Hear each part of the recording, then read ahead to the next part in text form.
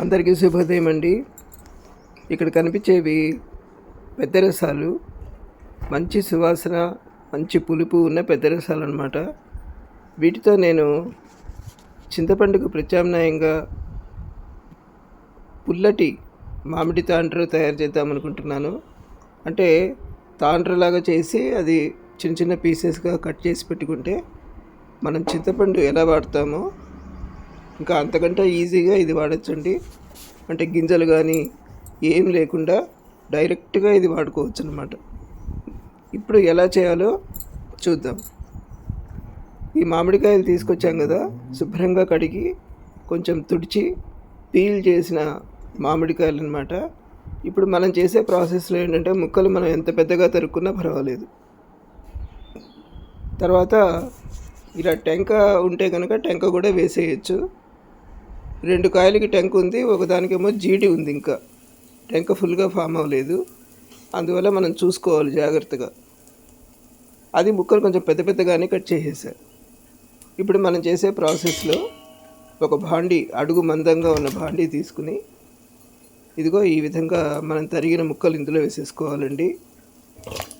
వేసేసుకుని ఒక 5 నిమిషాలు ఉడకనివ్వాలి. మూత పెట్టేసుకోవాలన్నమాట. మూత పెట్టేసుకుంటే చక్కగా మగ్గి అది ఉడికినట్టు అయిపోతుంది. దాన్ని బాగా మనం ఎనిపితే చక్కగా ఒక పేస్ట్ లాగా వచ్చేస్తుంది, మామిడి పేస్ట్. దాన్ని ఇంకొక 5 నిమిషాలు బాగా ఉడకనిచ్చి 3 కాయలకి నేను ఒక టీ గ్లాసు ఉప్పు వేశాను. మామూలుగా చిన్న టీ గ్లాస్ ఉంటుంది కదా, దాంతో ఉప్పు వేసి ఒక స్పూను పసుపు వేశాను. సో ఉప్పు పసుపు వేసిన తర్వాత కూడా ఒక 2-3 నిమిషాలు చక్కగా ఉడుకుతుందండి. ఉడికిన తర్వాత ఈ గిన్నె ఏదైతే ఉందో దానికి అసలు అతుక్కోదు అన్నమాట. పేస్ట్ విడివిడిగా వచ్చేస్తున్నట్టుగా ఉంటుంది. ఇంకా అలా వస్తే చాలు. అంటే ఈ ప్రాసెస్ మొత్తం ఒక 15 నిమిషాలు పడుతుంది. చూడండి, ఓకే, పేస్ట్ లాగా వచ్చేసింది కదా. చూడండి, అంతంత ముక్కలు అవి ఉడికిపోయి మొత్తం పేస్ట్ లాగా అయిపోయింది. ఇప్పుడు దీంట్లో ఉప్పు పసుపు వేసి ఇంకొక 4 నిమిషాలు 5 నిమిషాలు ఉడకబెట్టాలి. ఉడకబెడితే మనకు అలాగా ఎయిర్ బబుల్స్ లాగా వచ్చి గిన్నె కతుక్కోకుండా వస్తుంది ఆ పేస్ట్.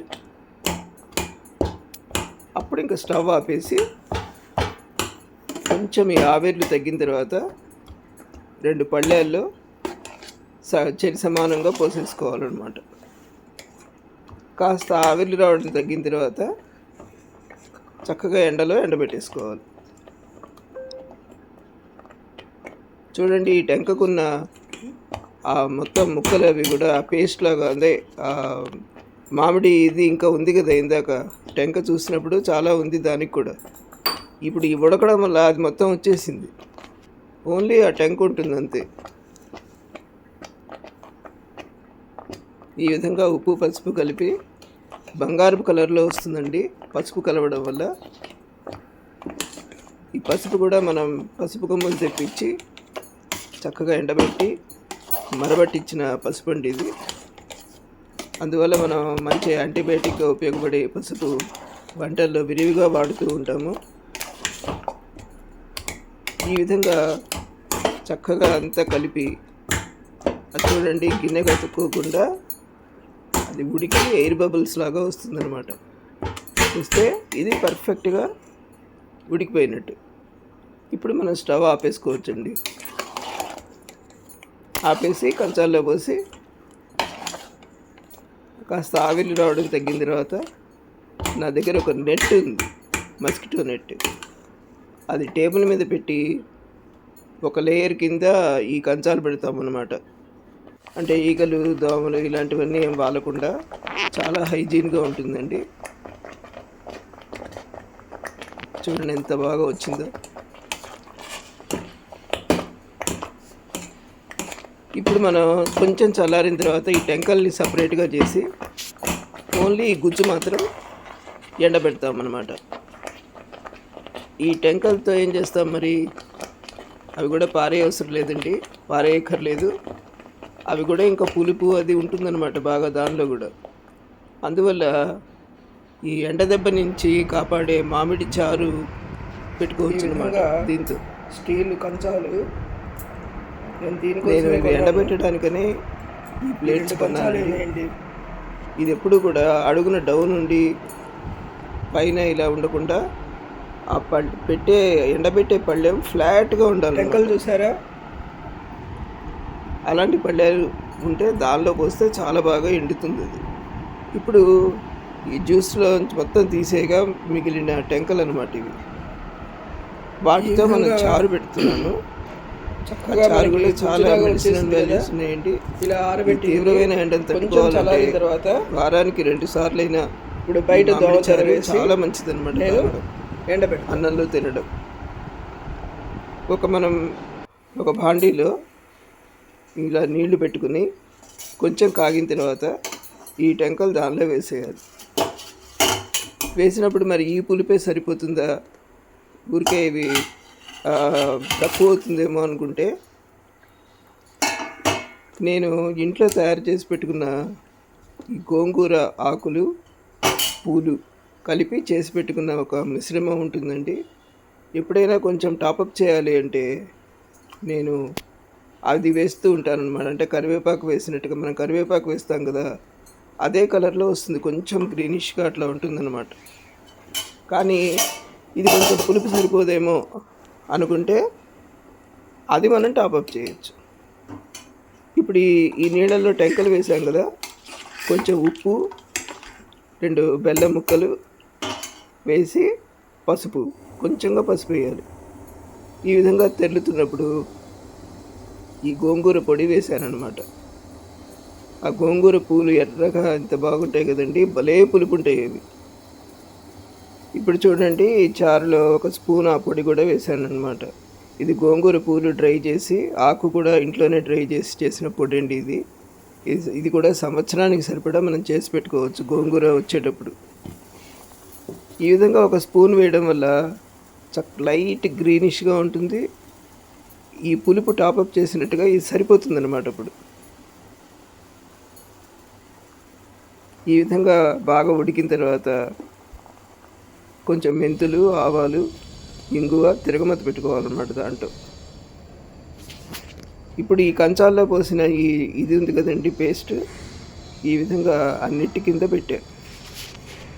ఇదేంటంటే ఈగలు దోమలు రాకుండా హైజీన్గా ఎండుతుంది. ఇంకా దాని మీద వాలవు అనమాట ఏది. ఇట్లా ఒక 3 రోజులు ఎండుతుందండి ఇది. మంచి ఎండలు ఉంటే కనుక 2 రోజులు సరిపోతుంది. తాండ్రలాగా ఇలా వచ్చేస్తుంది అనమాట. ఇప్పుడు మనం చారులో తిరగమత పెట్టాలనుకున్నాం కదా, ఈ చారు అయిపోయిందండి. చక్కగా కాగి తర్వాత మెంతులు, ఆవాలు, ఇంగువ, ఎండుమిర్చి, చాలా టేస్టీగా ఉండే ఈ మామిడి చారు రెడీ అయిపోయిందండి. మీరు కూడా తప్పకుండా ఇలా చేసుకొని తినండి. ఒక్క రుచి అనే కాదండి, ఇది ఈ వేసవికాలంలో ఎండ దెబ్బ నుంచి తప్పించుకోవడానికి కూడా చాలా ఔషధంలాగా పనిచేస్తుందన్నమాట ఈ మామిడి చారు. అందువల్ల వారానికి 2 సార్లు తప్పకుండా చేసుకొని తినండి.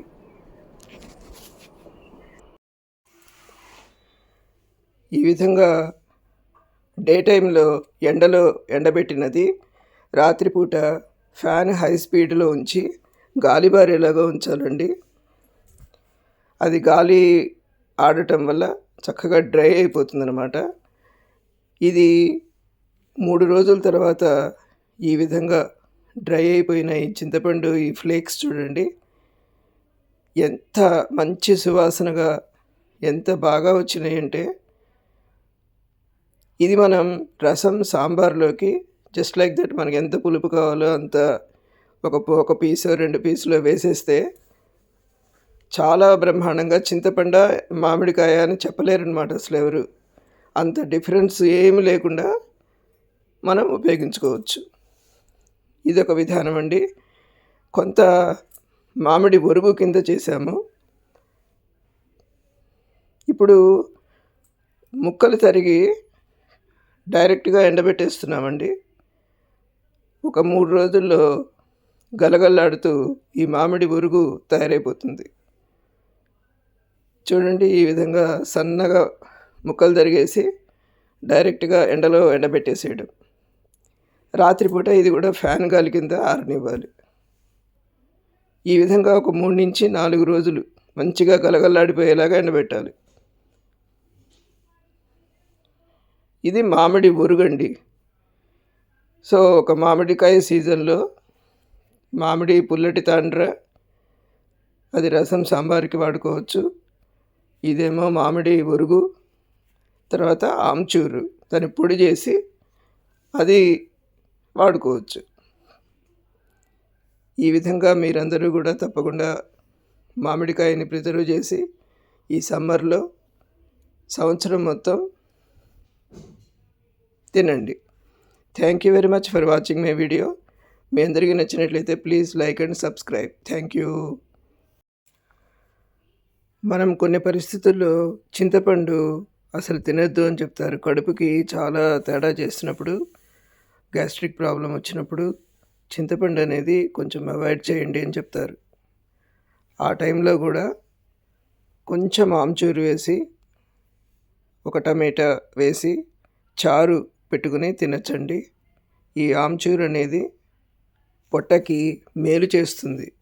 అందువల్ల కూడా ఈ మామిడికాయకి సంబంధించిన ఈ ఇన్ని రకాల వెరైటీస్ కూడా ఈ సమ్మర్లోనే మనకి తయారవుతాయి కాబట్టి మన ఇంట్లోనే అత్యంత సులభ మార్గంలో హైజీన్గా చేసుకోవచ్చండి. Thank you so much for watching my video. Thank you.